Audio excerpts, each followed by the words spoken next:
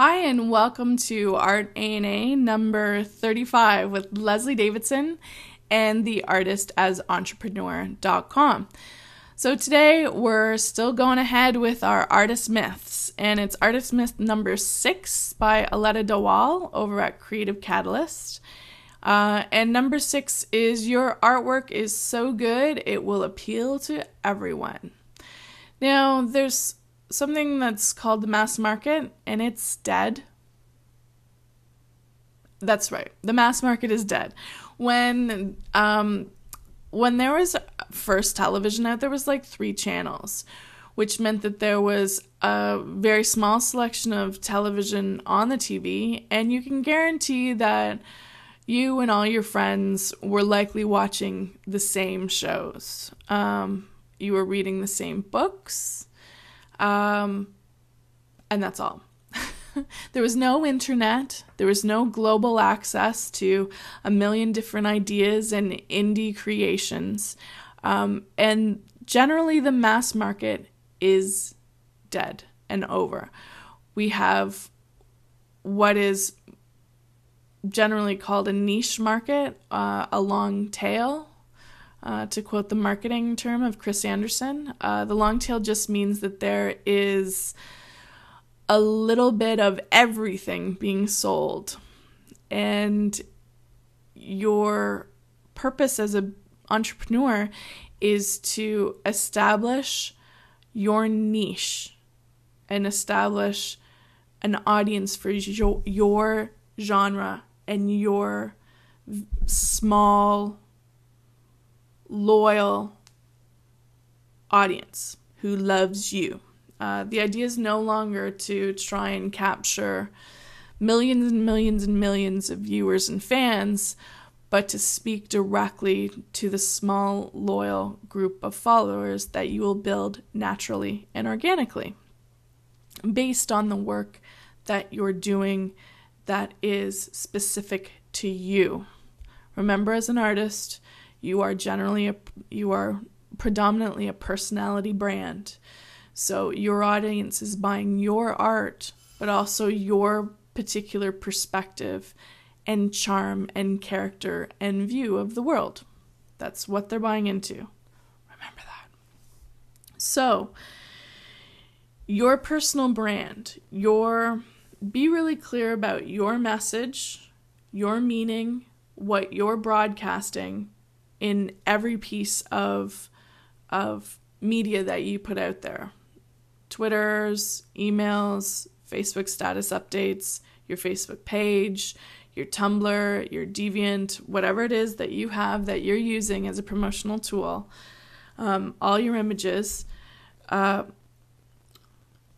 and create a personal brand that is unified and strong in message, so that you're maintaining a core purpose and meaning for what you're putting out there. What is it that you're trying to get across? What's your message?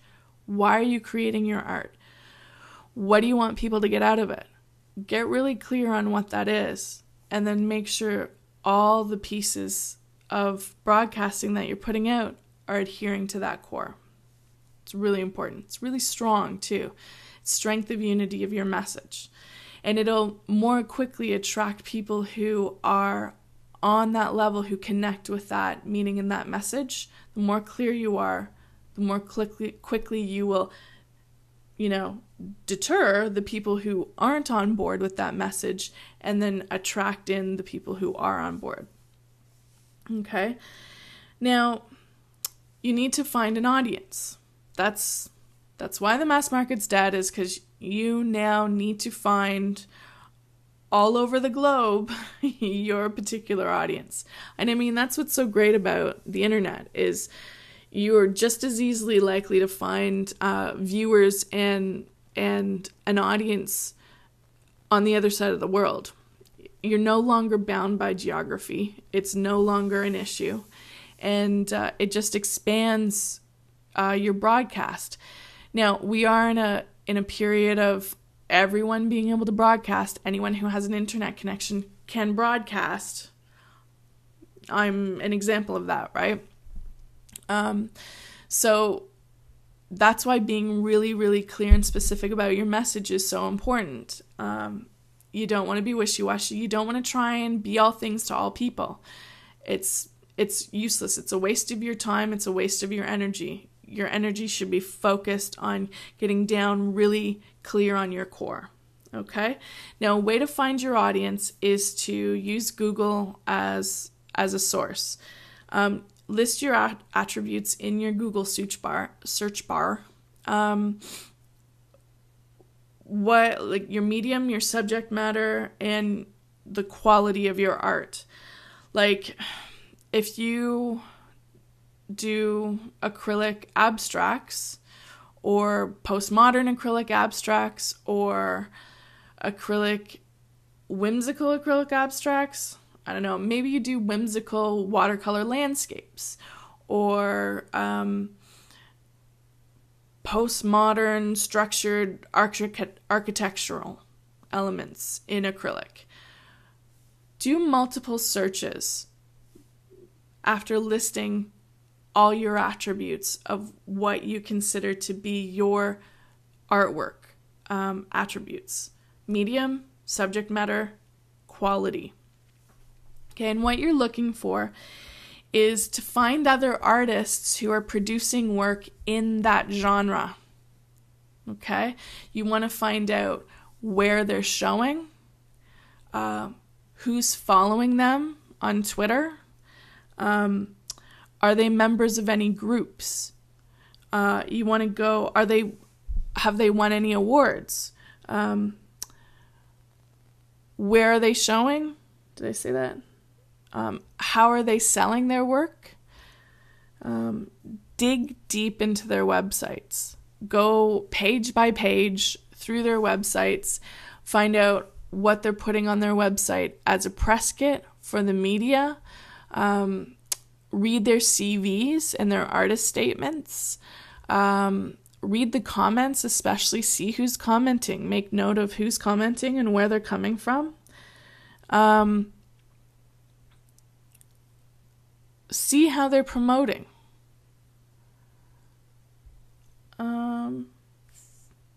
The idea is to find out what other people are doing in your genre and see if there's stuff that's going to work for you in your area, in your genre.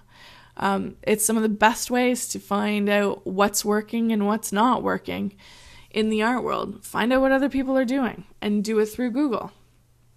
Okay? Think laterally and associative when you think about your audience. Who else is going, aside from just direct buyers, who else, what other markets, and what other industries may be associated or interested in the type of work that you do? For an example, in your own neighborhood, if you are a floral painter or even a landscape artist, do you have a flower shop nearby that might be interested in showing your work? That's another avenue to build an audience.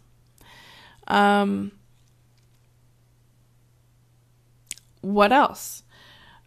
The mainstays, if you're a painter of animals, check out your neighborhood vets and pet shops to see if there's a way that you can align your art with their needs and their audience, because those are associated audiences. If you're into figure work and you love drawing and painting the figure, it's a stretch, but what about gyms? What about more upscale clothing stores or even cafes and that kind of thing? I mean, I'm just making this stuff up as I go along. Not making it up, but, just thinking as I go along. But think about associative markets that are going to share interests with what you create. Okay? What communities are non-art? Think about other artistic types of service providers that may make use of your art. Interior designers is one. Landscapes artists are another. Do you create sculpture that can be used in landscape? Do you paint landscapes or gardens for people to have in their homes? I mean, these are all things that you can follow through and are specific to your genre and to your niche.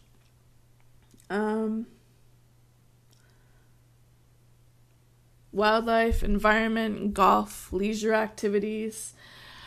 What about holidays? Do you paint anything that's holiday specific? Children's? I mean, anything that's associated with children just opens up a whole wide new avenue of possibilities. Toys and interior decoration and early childhood education and daycare, and I mean, there's a whole raft of things that you can investigate as soon as you get into whimsical children painting and design and illustration. Start brainstorming these ideas, because it gets easier the more you start thinking associatively and laterally and trying to place your art in different markets and different communities. And not everything's going to work. Maybe a lot of it won't work, but at least you're trying and you're networking and you're making the connections to grow your audience beyond just other artists. And that's key. You have to grow it beyond other artists to people who will begin to consume and collect your art. Right. The time of the art celebrity is over, really. There's not very many art celebrities left. There's some on the internet, like Hugh MacLeod of Gaping Void is a pretty big art celebrity that I'm sure it was unexpected for him to get so big. But check out him at Gaping Void to see a whole other avenue of art promotion and formats offered outside of the traditional gallery model. And that's what I'd encourage. If there's one message that I continue to hammer home in every piece that I do, is it's multiple income streams and offering your art in a variety of venues and not counting on the gallery pathway to be the only way, because it's not enough anymore, and it's already fading. Okay? So, your job is to list all your attributes of your art. So, your subject matters, your mediums, and your qualities, and now begin researching those on Google, finding out what other people are doing, where they're selling their work, and then start associating your art with different non-art markets. Okay? Go! All right, thanks, guys. That was really dense, and it's 14 minutes. Okay. So if you like the podcast, head over to the website, say hello. Feedback is always, I love it. I mean, most of you are just emailing me privately. Please become public with your feedback. I love getting it, and thank you so much, but I'd love for you to start putting the comments on the site. That would be awesome too. And I will see you guys back here next week for more Artist Myths. Thanks a lot.